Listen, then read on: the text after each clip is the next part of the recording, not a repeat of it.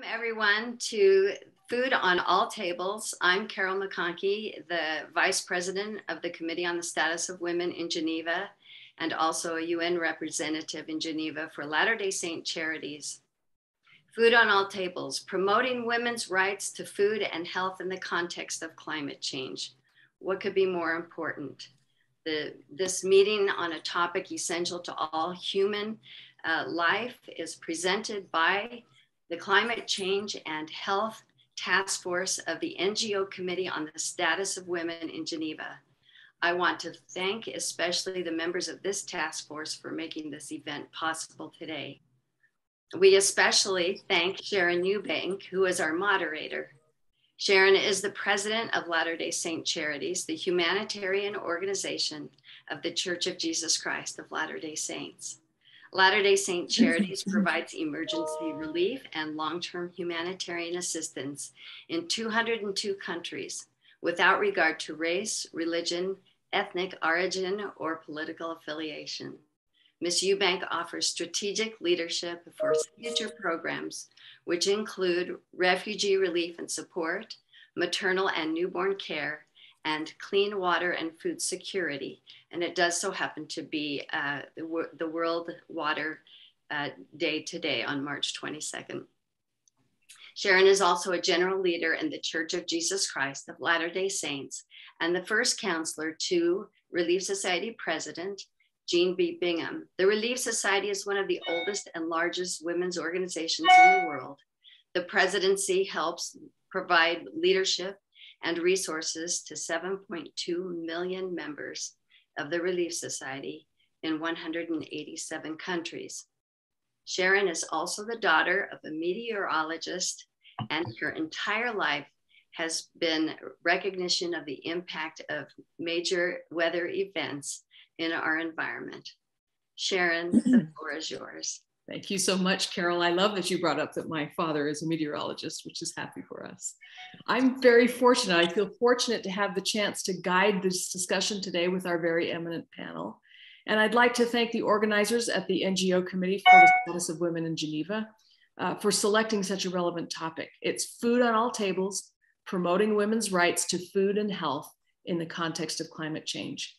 So let me just give a little bit of background. There are 2 billion people today that suffer from hunger or malnutrition. And it not only affects their fundamental physical and mental health, but it can span multiple generations. So in many low and middle income countries, even people who make their living in the food system, like farmers, professors, cooks, and vendors, they struggle to address the rising challenges of food insecurity and hunger. And complicating the matter further is the rise in severe weather events, which has impacted agriculture and is largely responsible for the gap that exists. Women are more vulnerable than men to food insecurity. In times of crisis, when food prices rise and food is scarce, women and girls consume less food and they receive less nourishment in order to feed their families. In rural areas, women face greater constraints than men in accessing land, technology, seeds, market, infrastructure, and services.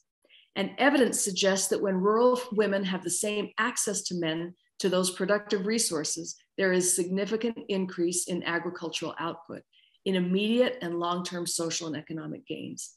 So with that background today, I'd like to discuss how these challenges can be mitigated and addressed so that we can ensure there is food on all tables. So I'd like to start with an introduction to our keynote speaker, Dr. Hans Herren. And then following Dr. Herren's remarks, I'll introduce the rest of the panel. And then we'll open up the floor for our discussion. Dr. Hans Herren is a Swiss agronomist, an entomologist, and one of the world's leading experts on biological pest control and sustainable agriculture. When a pest threatened the cassava crop in Africa, he developed and implemented the world's largest and most successful biological control program and is credited with saving an estimated 20 million lives. For this, he received the World Food Prize.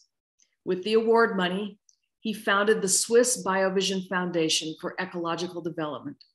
And he and his foundation were honored with the Right Livelihood Award for pioneering work in promoting a safe and secure and sustainable global food supply. He is the president and CEO of the Washington-based Millennium Institute and he was the co-chair of the International Assessment of Agriculture Knowledge, Science, and Technology for Development. Dr. Heron, thank you so much for joining us today. The floor is yours. Thank you, Sharon, for the introduction. Thank you, Carol, for the invitation to present the keynote and be part of the panel, an exquisite panel, as I can see today, for this very important event. I think, as Sharon mentioned, it's essential, food on all table. Maybe we should just add it's not just any food, but I think it's good and quality food, which we are all after. So what I want to do is to show you a short video, which was done by the BioVision Foundation together with FAO on what we are proposing, what transformation we're proposing of this food system, which we know is not coping with the challenges of our times, climate change, pandemics, for example, wars, civil strife, and also generally population growth, and also the change in income, which has actually been part of the problem when people start to eat more than they should. So on the one hand, we have the one too much, and the other side of it, too little. So let's start with the video, so please. Despite significant technological advances in modern agriculture, people are still going hungry. Climate change is further threatening food security and taking a dramatic toll on our already dwindling natural resources and biodiversity.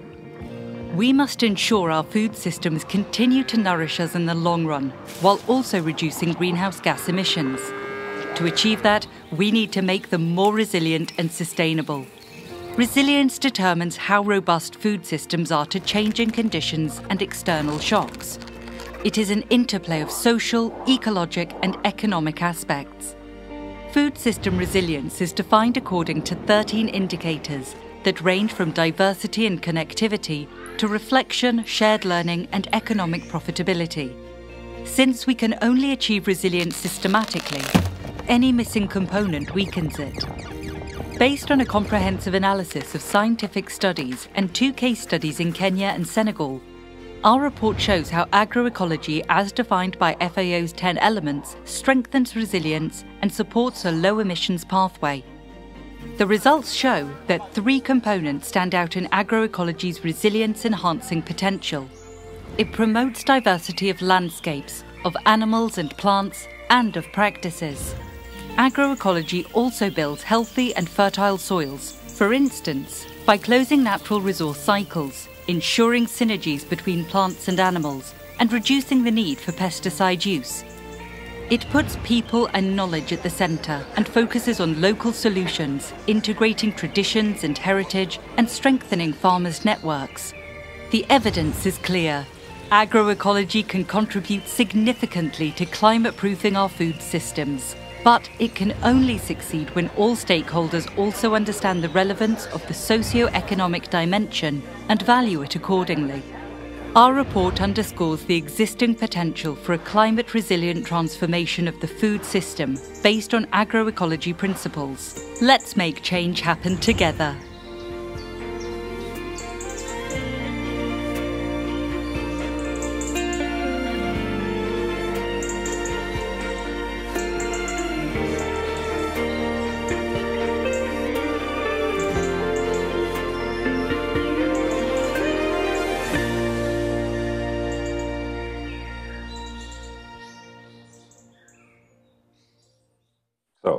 Thank you for having shown this video. So what I will do, I have a few PowerPoint slides to actually guide this keynote, and also to visualize some of the issues which I'm going to highlight.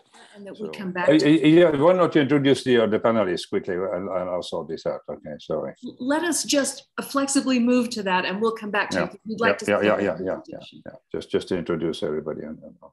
So we have a very special panelist with us today, and they'll be participating later, but the things we're talking about are sustainable food systems and healthy diets, mitigating the effects of severe weather events, and addressing inequalities and empowering women in food production.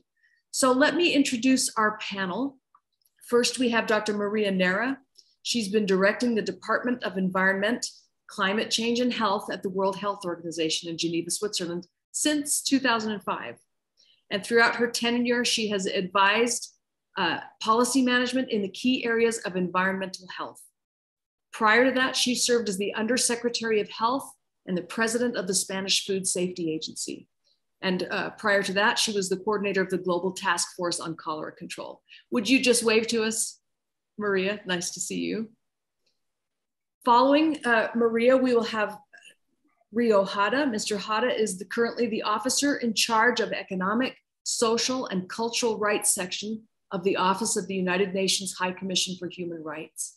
He particularly leads the work of the Commission on Human Rights for Older Persons. Since joining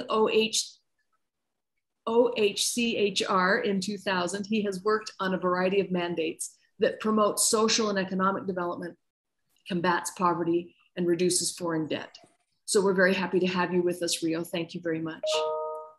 And finally, we will be seeing a video from Runa Khan, who's joining us from Bangladesh. She's the founder of Friendship, an international social purpose organization established in 2002. It's operating in 5 countries. And it's worked for the most vulnerable and remote communities in Bangladesh for saving lives, poverty alleviation, climate adaptation, and empowerment. And they bring direct services to 7 million lives each year. And her colleague, Mr. Tawfiq Rahman, will be also joining us because Maria will join by video and he will then be answering the questions. So I have now introduced our panelists. Let me go back to Hans and see if he's ready. And if not, we'll turn to Maria for her first presentation.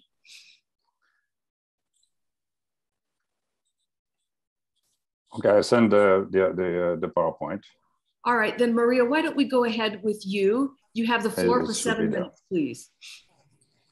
Great, and hello everyone, good morning, good afternoon, good evening.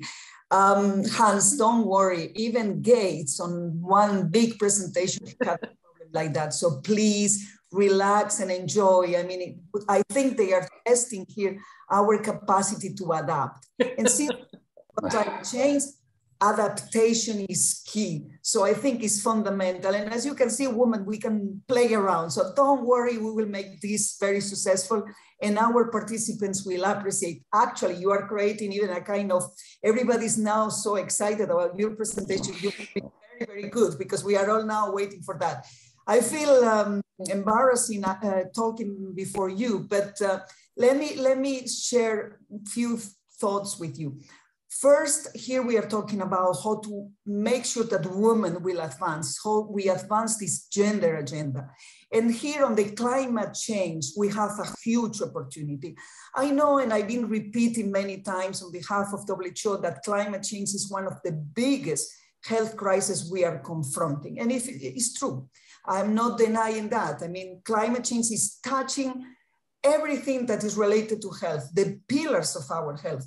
Access to clean water, access to, and today is the World Water Day, access to clean air, shelter, and access to food, of course. So if you touch those 4 pillars, as you can imagine, our health will be suffering from all of those consequences. In addition to that, obviously, when you have natural disasters, we will be suffering. Our health will be one of the first consequences that will be affected by those natural disasters. Who will be suffering most of those natural disaster? Women, for different reasons that I'm sure that the panelists will have rather the opportunity to discuss, or you are already the converted one. And in addition to that, climate change, I mean, the global warming will create the perfect opportunities for these lovely mosquitoes that are transmitting diseases to have a better reproductive sexual life and better conditions to have little children and having more cases of dengue, more cases of malaria around the world. So as you can imagine, climate change is really a huge crisis for public health in this century. However, if we are smart, if we are strategic, use the investments that now we need to channel after the COVID-19, when countries are talking about a healthy and green recovery, it's if we are wise as a society. And again, I think women can contribute to this wide way to invest in a very wise way. we will take climate change as a great opportunity, and the Paris Treaty will become the biggest public health ever treaty. Why? Because we have the opportunity to mitigate the causes of climate change. And by mitigating the causes of climate change, we will have three fantastic co-benefits for our health. One of them will come from the fact that if we reduce our horrible dependence on fossil fuels, combustion of fossil fuels, we will reduce air pollution. And by doing so, we will reduce air pollution that is killing 7 million every year. This is an unacceptable figure. If we change the way we organize our cities, our urban spaces, if we reduce traffic, if we reduce pollution at the city level, if we have a more energy efficient use of the sources of energy, if we have better agricultural processes, we will have a less sedentary lifestyle, we will have a more social interaction, and therefore the benefits of this healthy urban planning will be fantastic, reducing non-communicable diseases. And the third one is the one that is the key of our discussion today, is about sustainable food systems. If to mitigate climate change, we go for a more sustainable food systems from the beginning to the end, from the use of fertilizers or pesticides until the end of the system, which is reducing the waste. And now 1/3 of the food we produce globally is going to waste. Not only that, we need to even do something with that waste, but it's certainly not going to our plate or to our table. So if we change that, the win-win for health, for agriculture, for sustainability, for the economy, for name it, will be there. So I think that the idea of creating this movement to make sure that the women understand as well very clear those linkages, healthy diets coming from these sustainable food systems can contribute enormously to decrease the millions that every year are now dying because of not access to a healthy diet, because of lack of nutrition, or because of malnutrition caused by obesity and other. So the benefits are enormous. And my last point is that at the moment we are living on this, with all of the social challenges we have at the moment, and the list is so long that, you know, looks absurd that in 2020 we are saying that one of the challenges is a war, pandemic, what else? I mean, a climate crisis. So please, we need to turn this into positive, moving the society to that direction. And I think women will have an enormous responsibility here, starting at home, starting on the political front, starting on the social movement. As mothers, as women, we have to put some wise in our approach now, because otherwise cows will be persecuting us. So Hans, over to you, or Sharon, over to you, of course. And sorry for the jokes. I'm very excited about this opportunity. Thank you. Thank you, Maria. You got us started. And Hans, I think we're ready now for you. Okay, thank you for the nice strange word, Maria. And you actually helped me a little bit catching up with the time also. So thank you so much. Very good points made. Okay, good. Here we go. So maybe just go on to the next slide, to the first slide. You know, there is a broad recognition that the food system is just not functioning effectively. And we have several actually good examples lately about these problems. And one big issue is this globalization and industrialization of our food system, which have shown not to be able to actually nourish, not feed, but nourish the people of the world, despite the fact that we grow enough food for everybody. But again, it doesn't get to the right people on the right time of the right quality. And there's many reports have been written on this, so there's nothing new about it. The problem here is, Maria says, you know, if we change, I mean, we don't, it's not an if, we have to change. We passed the point, you know, of talking, and we need now action. Next slide. Next slide. Can you move this forward? Yeah. So again, so the fact that we have a system that doesn't really function, the number of people which, again, have exposure to unhealthy food. Next slide, just keep going.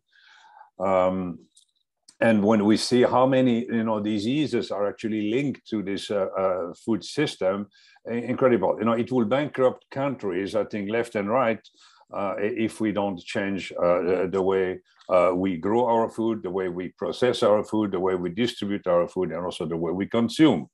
We have reached the point where really the change is a must. Next. And we know actually also how to do it. Part of the unhealthy food is, the concentration on a few crop. We have a lack of diversity in the field, in the plate, and this creates actually part of the problem of a lack of resilience in our food system. So just when you think about how much soybeans, sunflowers, palm oil have increased, never mind corn, and we look at some of the better, healthier crops which have gone negative. And again, here we can see the push of an industry which wants to rationalize the food system rather than to diversify it for the benefit of everybody. Next slide. So how do we get there? I think this actually, how do we create that problem? Is nature gave us all the solution. We have ecosystem services, we have pollination, we have biological control, we have water cycles in the ground, nutrient cycling, we have a lot of farmers. Next. But what's happened is that, what happened is that people wanted to make more money. So what they did, they eliminated those natural services or ecosystem services and sold us an industrial equivalent. And with the excuse of having cheaper food, which ended up actually in just bringing more profit, not for the farmers, by the way, it's just for all the big ag, which has been thriving, in the past decades since the Green Revolution. So we need to get back and restore the ecosystem services. This has then led to what you all have heard about, I'm sure, about reaching and going over the planetary boundaries. We have limits on how much water we have, how much land we have, how much biodiversity we have. And because of agriculture, next click, you can see that agriculture is actually responsible for all these black dots is what agricultural has responsibility for reaching and going over the planetary boundaries. So this very simply cannot go on because agriculture is actually shooting itself in the ground by going continuously toward more industrial type agriculture. Next. I just keep clicking through. So again, the simplification of food has led to simplification of ecosystems, huge areas planted in a single crop. I mean, this cannot be the future of agriculture. Soil erosion, we're losing soil, soil degradation. And so we were going from a very interesting system, an agroecological system, into this dark agriculture. And why is also because of the consumer patterns. We went from a healthy diet, which was mostly green, to a diet which has a lot of meat, dairy products, which actually have led to this movement toward more industrial agriculture because we wanted to keep the food cheap. So the change will include also changes in your plate. Agroecology is what has been promoted now in many reports since at least 15, 20 years. And there are a number of organizations who came on board, FAO. So we have the levels of agroecology, we have 10 elements and now 13 principles. So these are now agreed terms and areas which go from the field all the way to the economy. So we don't only look in agriculture at what's going on in the field, but we have to take it all the way to the social, economic, and environmental sphere. And this is what these different boxes show here. Again, we are going from field, from growing to social issues, and which include, obviously, gender. I remember when I started my career in Africa, this is now almost 40 years ago, we were talking about gender issues already in the CGIAR, the International Agricultural Research Group. 40 years later, we're still talking about it. I mean, we need to start to put action rather than just talk about things. And fortunately, at least in the UN now, there is a strong movement to go into the direction. Next. And when you look at agroecology, again, this term has been taken over by all kinds of other interests. You heard about permaculture, organic and biodynamic, nature positive, agroforestry. So all these are elements of what we think we need is agroecology for the whole food system. Again, includes the 3 dimensions of sustainable development, which is the environment, its society, and the economy. So all has to be together in one. Next paradigm. And so what kind of change is needed? So here a long list.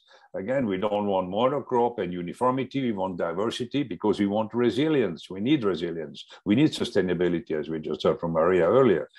We don't want the synthetic inputs because they are poisons. They poison the soil, the air, the crops we eat, the food we eat. We need to get rid of the pervert subsidies we have.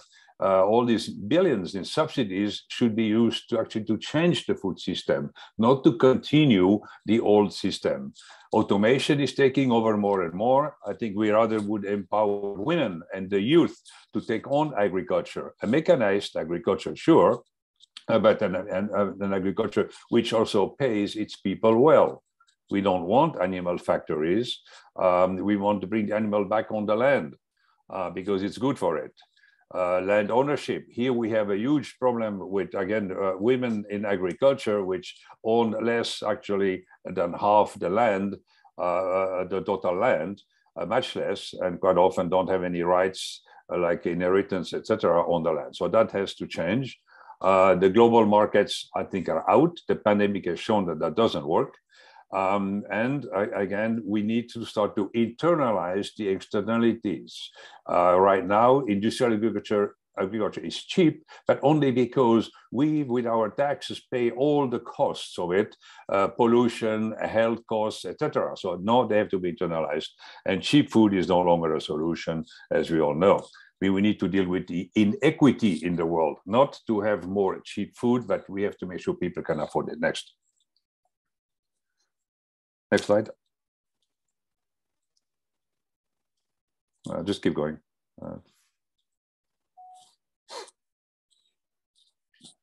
Sort of an overlap here. So there are examples. Yes, we know how to do it. We have very good examples from many places in the world. Agroecology is a solution that works.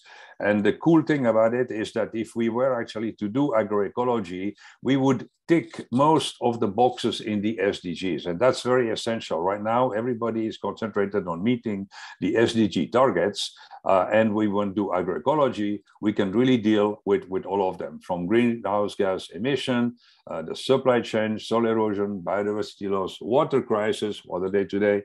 The non-communicable diseases, poverty, inequity. So again, agroecology and changes in the food system will help to go long ways. And we have done very interesting simulation work on that at the Millennium Institute. It shows how we can progress much faster under an agroecology system to meet the SDGs. Next.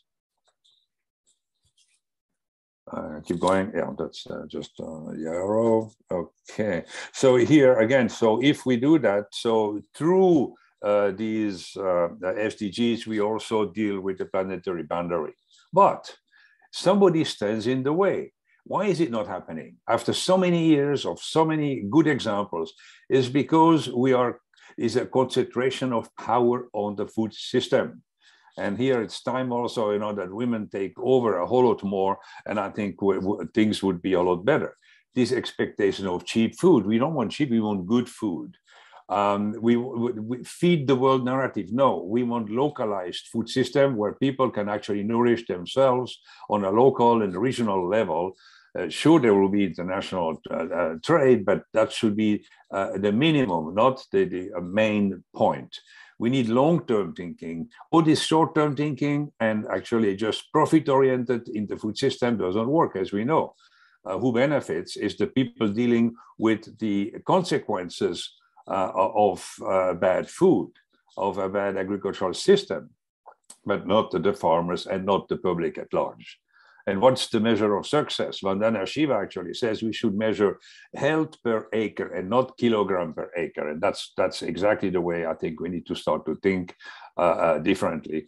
And, you know, this export orientation, many countries in the world want to export food, be the big exporter like America. I heard it from India and other, Brazil. And while their own population is badly nourished, maybe fed, but not nourished. Next. Next slide. So 2 more and then we're done. So what is needed really? Research back one, because I think it's sort of, yeah, so we need more and better research in not green revolution, but agroecological research, which covers again everything from the production to the consumption. Co-creation of knowledge, we get everybody involved. We need coherent policies in the food system. Again, the issue with the subsidies. And again, we know that agroecology can contribute greatly to SDGs and NDCs. Next, the question is then, okay, what can I do or what can we do, you know, at home? And I think that's very important, is to see less is better. We need to buy smart, consume less, in particular meat, because the planet cannot handle the demand for meat of today, never mind the one of tomorrow, and we need to waste less. We have to put health first, so buy organic, sustainable, chemical-free produced foods, and also textile. I mean, they exist, they are there. The more the demand will grow, the more the supply will also come and follow. But if people really always reach for the cheapest of the food, they will get what this means, cheap food. And be socially responsible, buy from farmers on farmers market, produce processed food if possible, and less processed food, and be ready to pay the true costs, because good food, good nutrition has a cost. Then we will benefit later on from the environment, all these huge costs we have there, health, and many others. So I think that's the last slide. Thank you very much for your attention. And again, I very much apologize for the problems. And again, I think, as you say, if you ate today, thank a woman farmer.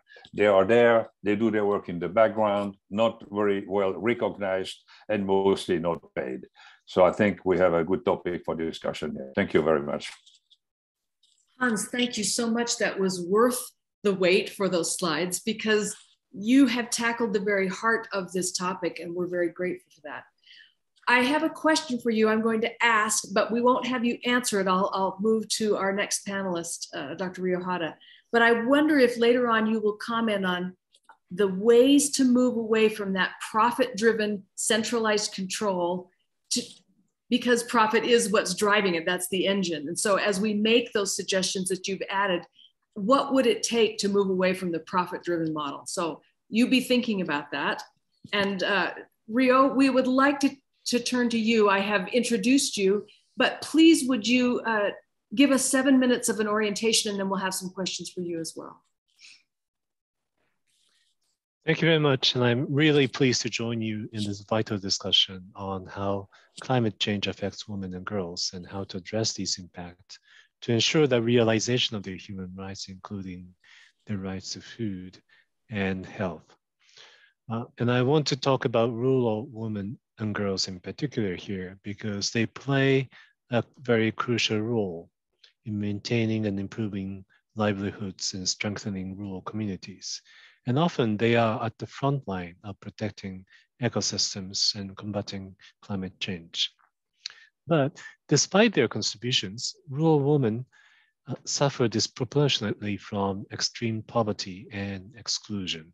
They're pushed to the margins because of systemic discrimination in access to land and natural resources, education, healthcare, infrastructure, including water and sanitation. Rural women are less likely to have access to quality education. They're also more likely to be excluded from leadership and decision-making positions at all levels. And they face gender-based violence and often denied access to justice and effective legal remedies. So these gender inequalities are being exacerbated by climate change. For example, during extreme weather events, women are more likely to die than men due to differences in socioeconomic status and access to information. Climate change intensifies threats to land, water, species, and livelihoods. And all of these profoundly affect women in rural areas who work the land or rely on ecosystem for their families' subsistence living. The economic stress induced by disasters and climate change can lead to cases of child, early, and forced marriages as a coping strategy. Another coping strategy is migration. For example, our office in Guatemala is working closely with rural women in peasant farming communities in areas prone to droughts, which are exacerbated by climate change. Water storage is scarce, and the Maya Chorti women, they rely on rainfall to irrigate their crops. This means that during prolonged droughts, these women are not able to feed their children or even breastfeed them. So many of them migrate to save themselves and their children from starvation. At the same time, rural women and girls have much to contribute to climate change adaptation and mitigation. The local traditional knowledge held by rural women is invaluable in this respect. They observe changes in the environment. They know how to respond to these through different adaptive practices in crop selection, planting, harvesting, land conservation techniques, and careful management of water resources. So it is essential to step up efforts to protect and promote the rights of women and girls so that they can lead the way in improving the lives of billions of rural people. And we have at our disposal various normative and policy tools to make this happen. For instance, the Convention on the Elimination of All Forms of Discrimination Against Women, a legally binding treaty, provides for equal rights for rural women. The landmark General Recommendation number 34 of the Committee on the Elimination of Discrimination Against Women on the rights of rural women, this clarifies that states must achieve the substantive equality of rural women in relation to access to land and natural resources. The CEDAW General Recommendation number 13, adopted last year on gender-related dimensions of disaster risk reduction in the context of climate change, it urges states to take action to mitigate and adapt to the direct and indirect negative impacts of climate change on women and girls. The UN Declaration on the Rights of Peasants and other people working in rural areas, which was adopted by the General Assembly in 2018, it calls for eliminating all forms of discrimination against rural women, promoting rural women's empowerment and ensuring their right to seize without discrimination. These instruments bring a lens to spot the root causes of discrimination, and they provide policy guidance to eradicate them. And we should encourage the adoption of policies that integrate these fundamental rights. For example, by addressing discriminatory practices and stereotypes that impede rural women's rights to land and natural resources and their right to food. Paying special attention to customary systems, which often govern land management, administration, and transfer, and ensure that they do not discriminate against rural women. And we need to raise awareness about rural women's rights. Ensuring that legislation guarantees rural women's right to land, water, and other natural resources on an equal basis with men, irrespective of their civil and marital status, or of a male guardian or guarantor, that rural women have full legal capacity. And promoting social protection for rural women that can make a critical contribution to gender equality. Let me conclude by expanding a little on this last point about social protection. Rural women bear a disproportionate burden of unpaid care and domestic work. This unpaid burden will only increase in a changing climate. In many contexts, women and girls in rural areas often have primarily responsibility for collecting water for households and productive use. Climate-induced drought and water scarcity will affect the time and level of effort required to collect, secure, and store water. This is time that could otherwise be used for paid work, education, rest, or leisure. So states should put in place social protection systems that take into account rural women's unequal burden of unpaid care work through their life cycle, including child rearing periods and informal work that prevented them from making equal contributions. Such policies would help correcting this imbalance and promote gender equality. Thank you very much. Thank you very much, Rio. We appreciate such a straightforward and clear explanation of some of those issues, and we'd like to dig into those further. As I present our last panelist, Runa Khan is not able to be with us, but she is joining with a prepared video. And then for the question and answer, we will hear from her colleague and Assistant Director, Mr. Tawfiq Rahman. But perhaps we could have Runa's video now. Imagine a life. You're a woman with 3 children, husband often leaving home for finding a job or just deserting. You have a home of straw or tin. Floods come washing away your home and even the land you stand on, all destroyed. You find a new land and migrate behind an embankment. Cyclone strikes, embankment breaks, salt water seeps in your land, your home is destroyed. All hope for agriculture, food security is gone. Year after year, these are the realities of a mother in climate-impacted communities of the river islands and the coastal belts of Bangladesh. With a demography like Bangladesh, country of 170 million people with 148,000 square kilometers of land, with 65% often underwater in different times of the year, how do you address food, feed your children and yourself? And you cannot address just food and health in isolation without addressing holistically the socio-economic system of support which is given to you, which needs to be given to you. We speak of rights, equality, but truth is, none of these decrease the pain of those migratory women who are left unaddressed, voiceless, incapacitated. Women are primary nurturers of community of mankind. We who are on the planet today have a responsibility to ensure the legacy we leave behind is one where mankind remains healthy and strong. How can that happen if the main source of those who have always been the responsible to ensure safe and healthy families gets battered the most? Friendship over 20 years has been working, finding adaptation solutions for poverty alleviation and empowerment. There is no single solution, for people need a holistic platform for survival, tools which we take for granted. Health. A woman's suffering cannot bring anything to the table. We need to address physical suffering, from preventable diseases and pains to curable issues like prolapsed uterus or even cervical cancer needs to be ensured.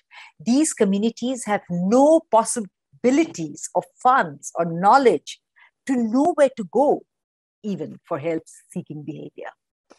Preparing them through our community-initiated disaster risk programs, giving access to knowledge and funds through climate resilience, economic actions, training, empowering microsocial entrepreneurs, so they always carry their knowledge, training, and crafts wherever they go, then strengthening them with linkages to the government services and legal help, ensuring deep understanding of their own worth and their own ecosystem to continue to enable to give the services, earn, and restart their lives within their moving communities.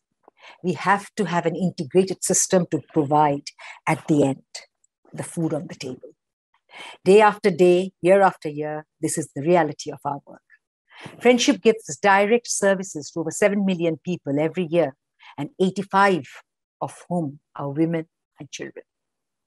There's a short video on our work to understand climate impact and thus the context.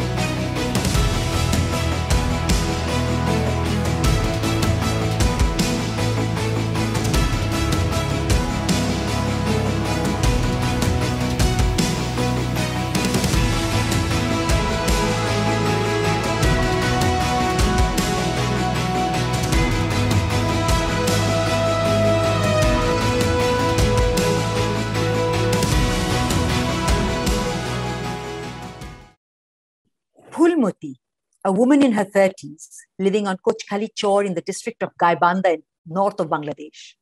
Since 2013, Phulmati has taken part in many training programs organized by Friendship on Agriculture. Today, she is recognized a face in her island as a source of best vegetable seeds, has agricultural land she owns and also leases for cultivation, providing her family and her neighbors. Millions of women every year in Friendship are empowered in earnings, knowledge of access as various entrepreneurs and trained in agriculture to ensure food security to their families. And the success is seen in a healthy next generation in these communities. Realizing everything is not totally unsolvable. Hope happens, but actions are needed to reinforce that faith. There are such hidden issues, child marriage, domestic violence, or just remaining unheard, which needs to be addressed simultaneously to ensure that the woman can find strength to continue her life, to listen to the community, the person, to what they say, and more important perhaps, to what they don't say. Imbuing in her the tools for ensuring self-respect, opportunity, dignity, and hope are primary for becoming the change maker in society, and hence to continue life for her, her family, her community. Thank you all for the invitation today. I am so glad and happy to be part of all of you. Thank you. Runa, even by video, you are powerful in that way. Thank you so much. I wonder if I could ask a question, a general question, because we've been talking about that systems need to change. And I think it's a true thing that we are perfectly designed to get the results that we're getting right now. And so we're talking about essential interventions about where to start. And we know that they're holistic. You can't just say, one thing. But I'd like to follow up on my earlier comment about the two things that are coming together. We have a system that is driven by ultra profits and has gender inequalities built into it.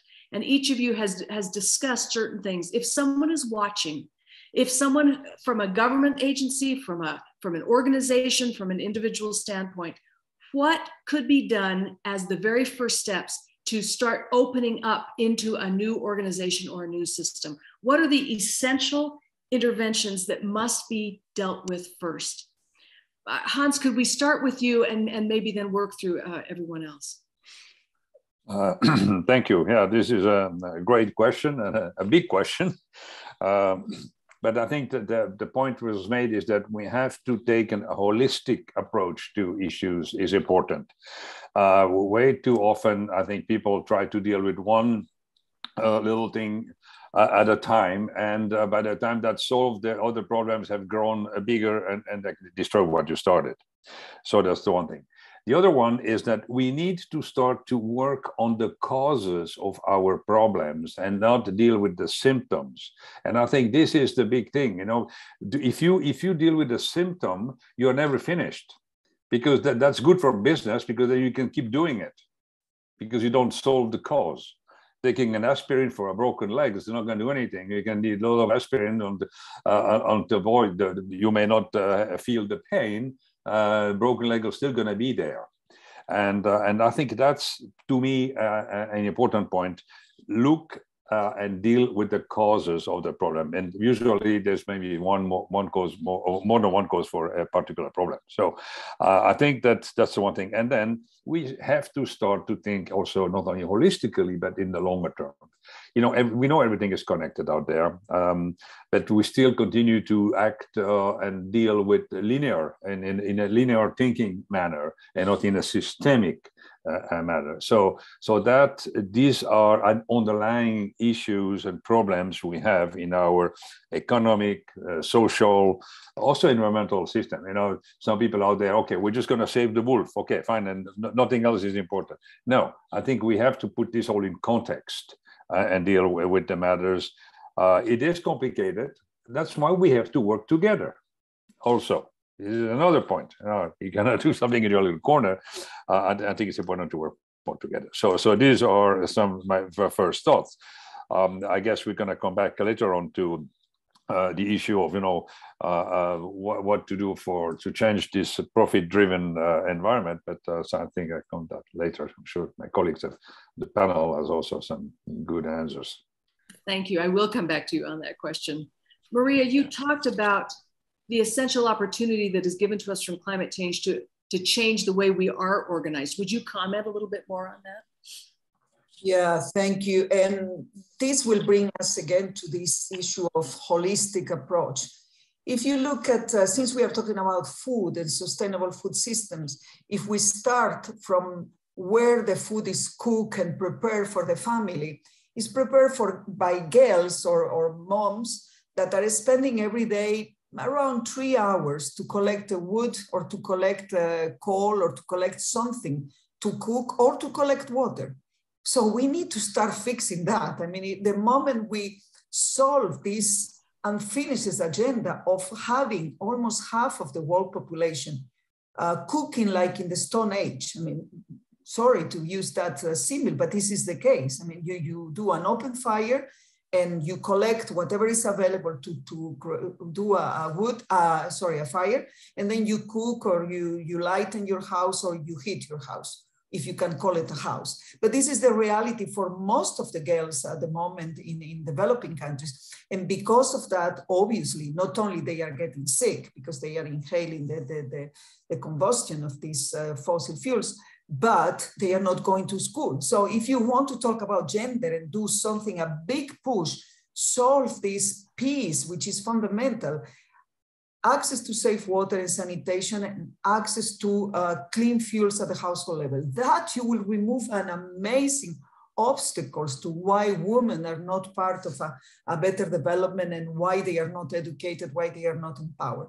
And by doing so, of course, you are responding to the climate change agenda because this is a priority. I mean, the energy transition is one of the key fundamentals on mitigating the causes of climate change. So stop giving subsidies to fossil fuels. And we still have governments giving subsidies to fossil fuels and not including on their economic considerations when they give subsidies to fossil fuels, the fact that you have externalities that there are twice the price of the investment on those subsidies. The externalities are the fact that people who get sick because they are exposed to the air pollution, they are sick with chronic diseases that will require a long hospitalization, a long treatment. So the excuse of we don't have the money to invest on fixing the energy part is at least partially wrong. We have all of those costs that is paid by the health systems all around the world. So fix those in an acceptable situation where we still have an incredible unfinished agenda in terms of access to safe food, safe water, and safe fuels at the household level. And second, use the legislation as well. I think we need to empower women to use the legislation when it's possible. There are certain things like being exposed to air pollution is illegal. Being exposed to an unhealthy environment now is illegal as well. We have the human rights. So being exposed to a situation where you don't have education should be illegal as well. So we need to start to go from the one big stream to the other.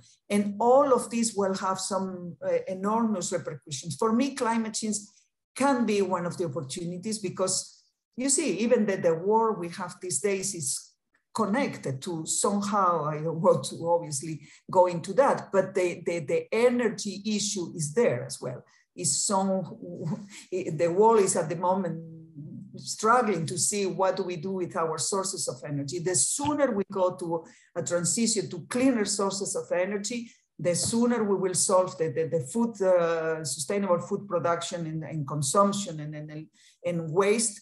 And the gender agenda, because they are very much concerned. And we will solve the economic problem because all of this investing in renewables is economically very, very positive. I mean, the economic return will be much better.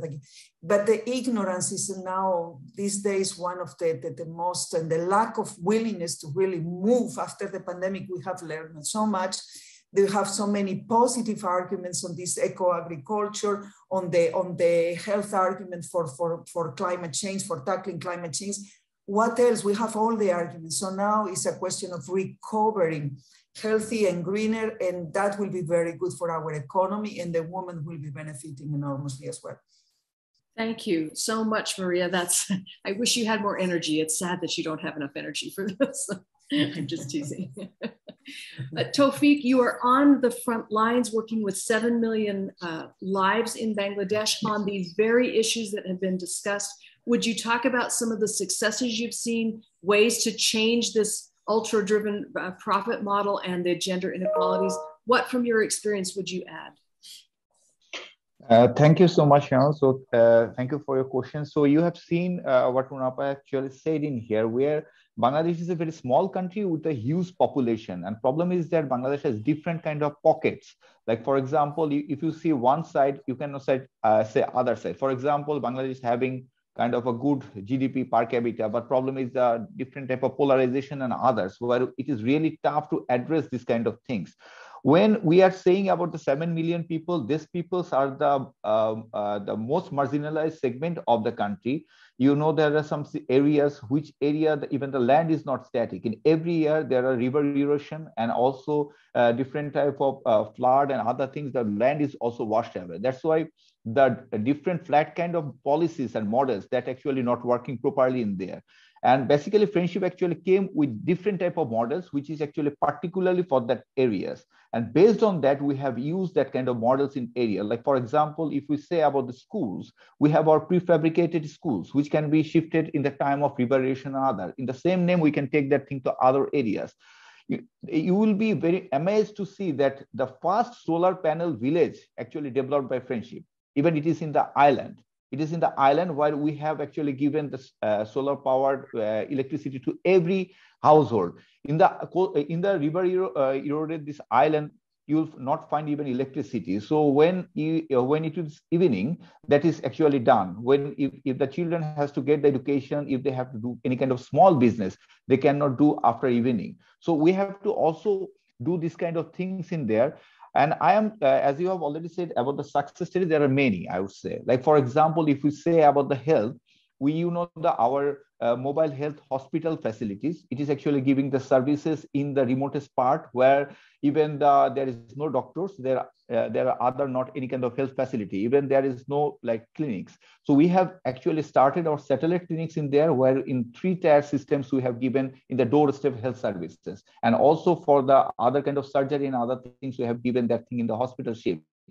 If you say about the agriculture and other, what Runapa already mentioned, there are many actually case studies where you find that the women, they have got the trainings, they are actually tagged with different government schemes, we have given the training, and after that they have actually earned many things nowadays. Even you know that the decision making in the family levels is really tough in that area. So when they are actually earning economical solvency, sometimes they are actually given the decision making power.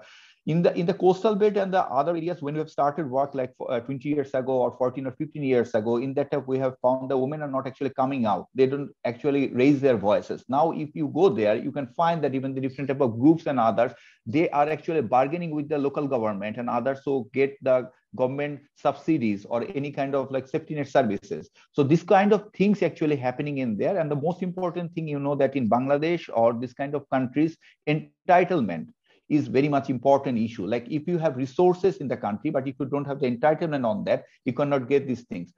From our governance program as others, we are actually tagged with a holistic way with the government things and also government annual development plan, so that they can get actually the services from there and they can get the entitlement. Based on that, they are actually getting the services from there. And mostly you have to understand those areas where people are actually not getting the benefit and annual development support in there. So we're actually tagging them and they are actually coming to the mainstream. So I would say for taking those people to the mainstream is one of the biggest success for friendship.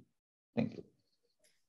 Thank you very much for those practical experiential examples right from Bangladesh, and especially for the broad coverage of that. Rio, I want to turn to you. There's a question in the chat that relates to the subject that we're talking about, and I wonder if you could comment on it. It talks about the linkage between the right to food and gender-based violence is seldom addressed. And do you have reflections and recommendations on that as a way of breaking open the system where we are now to get different results? Would you discuss that just a bit? Yes, but let me first also join Hans, that I very much agree that in seeking solutions, we should not look at only on the surface, but we need to look at the root causes of discrimination and inequality. And to do that, we need to identify who are impacted the most from the climate change. We need more disaggregated data to identify challenges. We need to look at the laws and policies, whether they're adequate and not discriminating women and girls, either directly or indirectly. Now, coming to the question, I think the listening to women's voice is very important, and I see that very much in the videos that we just seen from and examples from Bangladesh. In Nairobi, our office conducted an assessment of the right to water in informal settlements. And this process of assessment included interviews and focus group discussions with communities, and often groups focused on women.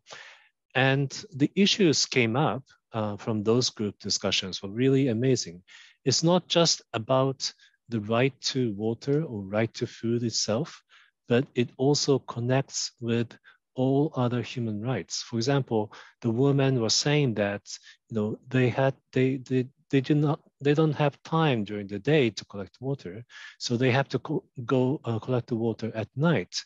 But and on the way to the water collecting place, they are often at the risk of those violence, gender-based violence, and they often have to pay men to accompany them for security purpose. So there's really, this example shows interlinkages between the right to food, the right to water, and civil and political rights, like right to security of the person.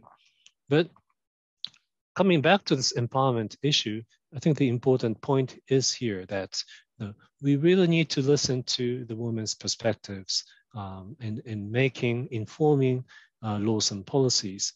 And the examples that I gave, and I think what the video from the Bangladesh also shows, that it really enables the community to express their priorities and participate in shaping the policies and programs.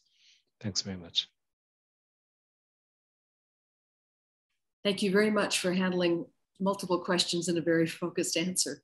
I want to come back to this idea. We're talking about a system that is driven by ultra profits and system inequalities that are biased against women.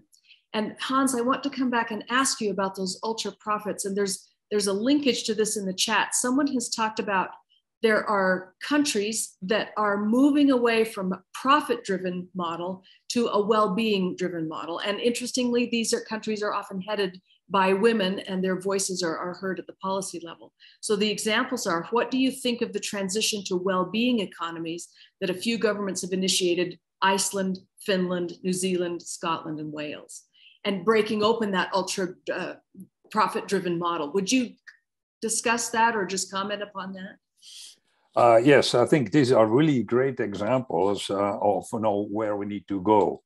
Another one will be Bhutan, although it's not run by women, but they have a happiness index, which actually my institute way back has helped develop at that time with our system models. So we were part of that before my time, but it is interesting. Now, I think what we need to mention here is that GDP is actually a big problem. And so there are other indicators like wellness, and I think it's now being developed, but it should be much faster and everywhere. Because a system who rewards the more people sick you have in a country, the higher the GDP. I mean, how nonsensical can that be, right? If you have more environmental damage, you have higher GDP. GDP also promotes the exploitation of natural resources, not the conservation and the management. So again, I think we need a fundamental change in our economic system. I mean, here in the US, it's actually in the law that if you're a shareholder in a company, the CEO has to maximize the return. I mean, again, under a GDP system, what does that mean? Okay, the more you exploit nature, the more you destroy, the more money you get back. So we have that fundamental problem with our economic system, and profit is normal. Greed is not normal. So and this has gone totally out of control, I think. Again, we need an economic system which takes full account of all costs, the positive and the negative costs. And so whatever we buy, it's a phone, a car, a cabbage, that represents the true costs. And I think that we will go a long ways in changing that. I think there's also, again, another issue, I think, when we look at our economic system is right now, and I'm reading here from Michael Goddard, is that when income from capital exceeds income from labor, inequality increases rapidly and ultimately unsustainably. It's a metastasing process. That's what we are in that. And you can see how even through problem like the COVID, the pandemic, now war, I mean, who benefits? Again, a few, and enormously. It's just, we can actually not even think of these numbers. While a bigger part of the world and a growing part of the world is going poorer. Because you see, the women who have to work for free, again, because there's poverty. And I think unless we deal with this at the root cause, again, Rio, thank you. And I think, yes, we need to go back to the root causes of some of this poverty, is because of inequity. And you cannot solve a problem in isolation, which was also said by our colleagues panelists here. And I think this is really the crux of the matter here. How can we work together from different disciplines and really deal with the root causes of our great problem, which are poverty? I mean, war, civil strifes, it's all rooted down in this inequality, I think, which is becoming more apparent day by day. So again, to me, it looks like we need a fair economic system. And I like the idea that, it's based on welfare, on well-being.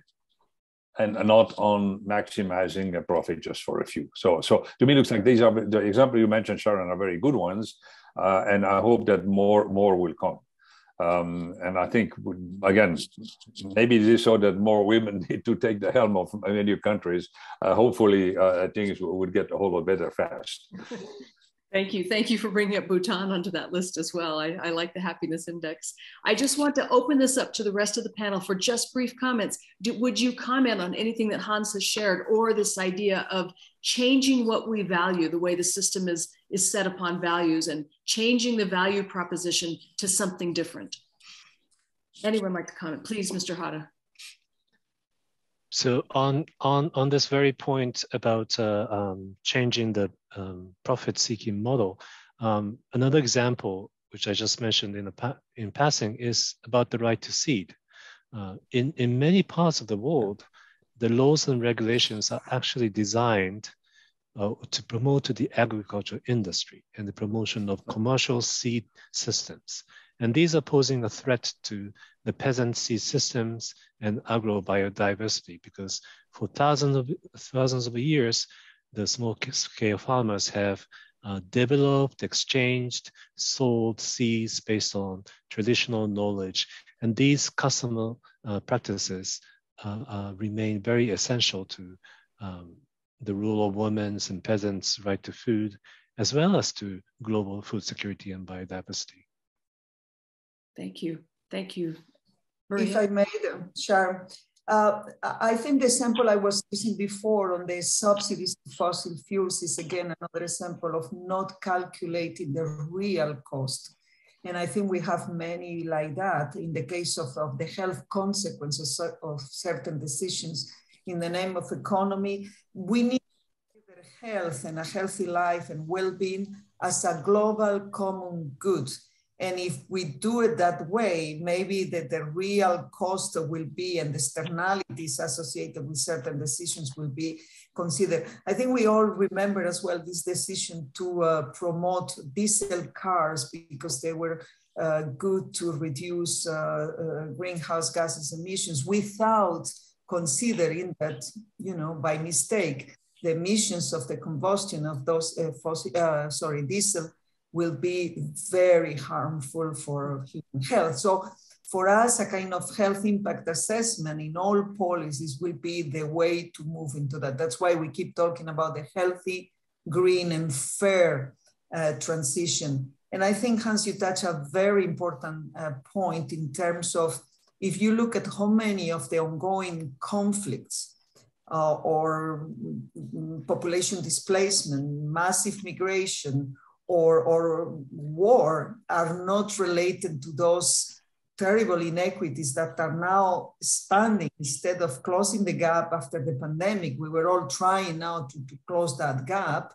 I'm afraid we are widening that gap again if we go for war, and again, looking at all of those resources, how the resources around the world will be distributed. So very delicate, critical, and even, if you allow me, dangerous moment in history. If we take the right decisions, we can change history.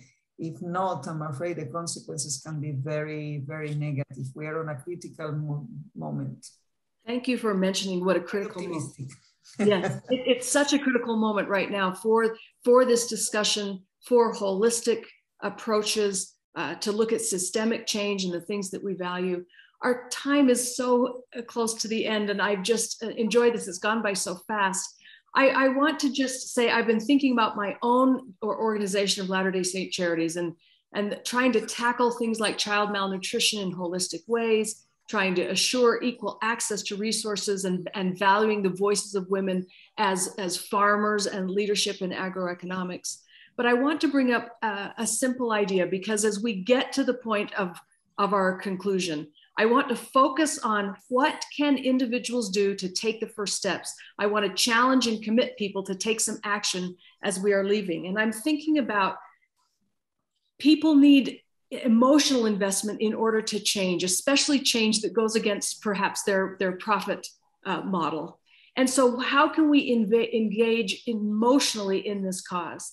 And part of the funding for hunger relief in my own organization comes from a practical practice that's called Fast Sunday. It really is on the first Sunday of every month, millions of people around the world go without eating for 24 hours, and they donate that money toward sustainable hunger relief.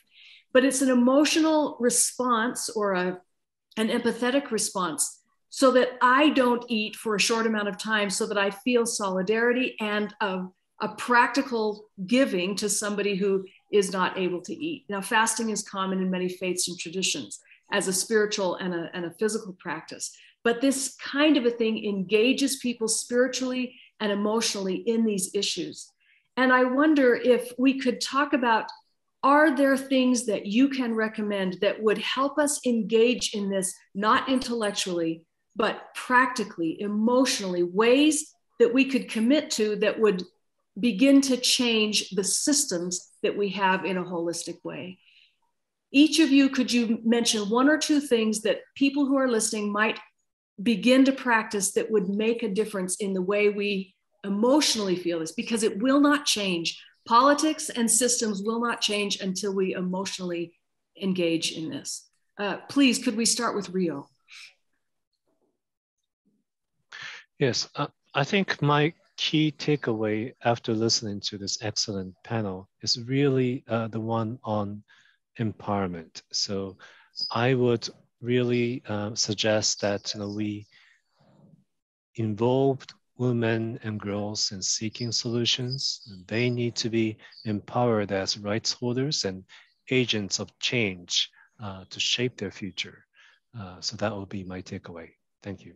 Beautiful, thank you. Tawfiq, may we turn to you? Thank you.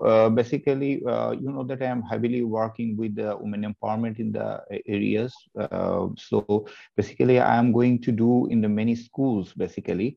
You know that in the COVID pandemic, there's a very disaster actually happening here. Even there are some schools where only 1 or 2 girls actually left behind. All of them actually having the child marriage. So even the news actually covered that thing. So that is like heart-piercing thing. So I have already started the thing, and from organizational way and personally, I am actually working with this thing, and I will make it more harder to stop this thing. Thank you. Thank you, Tawfiq.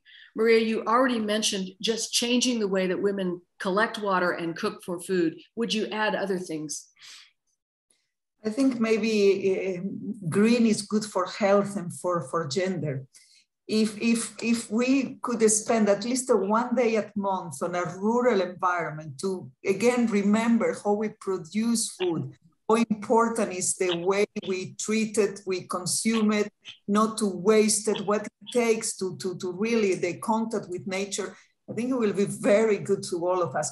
And then the second one will be green at home, because our life starts on our little microcosmos at home, where we can educate our own family and have a green commitment, all of us together at family level, on the way we, throw away food or how we cook and then we consume it, how we think on others that they don't have enough food. Maybe starting at home as well emotionally will be a green way to change our food systems, starting on a very microcosmos as well. Thank you very much. Hans, we began with you, we will end with you. We would love to hear your recommendations. Thank you, Sharon. Yeah, I mean, all great messages from my colleagues on the panel. What I would like to add here, I think we have to use our democratic rights and call for change, I think, and support it. We have to be actively participant in the society and not just sit at home and basically do our little things, which is good, but I think we have to go out there and call for change. So I welcome anyone, and I think this is a great idea to go down into the street, say, look, climate is killing us. We need the food we consume is killing us. We need changes. And also the economic system we have is killing us. And in particular, people in less developed countries. Actually, sometimes you can ask who is more or less developed when you look at it. So live by example would be my other point. I think, as was said also already, I think we have to start at home. and we can make already great contribution to change. I think that's very, very important. And again, when I look around a little bit, I can see a lot of people just think, well, you know, if the party is over soon, let's just enjoy it. No, I think we have to make sure that the party is not over, and like make sure that, you know, we all everybody on this globe has a fair chance for a fair life. Thank you so much. I think it's rare to have people of your stature all together on a call to address such an important topic, and our time has been very well spent. I want to thank the organizers of the Committee on the Status of Women in Geneva for organizing this event. And I challenge and encourage the people who are listening in our audience, please let something that you have heard today move you to do something you would not have otherwise done. And in these ways that there can be food on every table and sustainable development. Until then, thank you. Thanks to everyone.